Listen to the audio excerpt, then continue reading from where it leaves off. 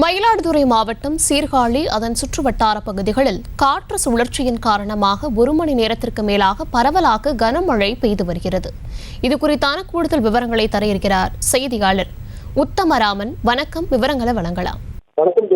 வங்கக்கடல் பகுதியில் காற்று சுழற்சி காரணமாக தமிழகத்தில் டெல்டா மற்றும் தென்கடலோர மாவட்டங்களில் பரவலாக லேசான முதல் கனமழை பெய்யும் சென்னை வாரியம் ஆய்வு மையம் அறிவித்தது.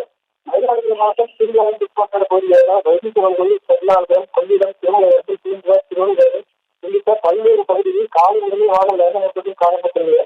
தற்பொழுது 1 மணிக்கு மேலாக விடாமல் கனமழை பெய்து வருகிறது.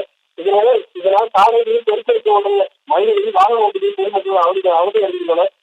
சம்பா சாகுபடியில் ஈடுபட்டுள்ள விவசாயிகள் சம்பா பொருட்கள், பொருட்கள் மற்றும் புகையால் தாக்கம் அதிகரிக்கும் என விவசாயிகள் வேலை அடைந்துள்ளனர். செய்திகளை உடனுக்குடனும் துல்லியமாகவும் தெரிந்து கொள்ள சப்ஸ்கிரைப் பண்ணுங்க.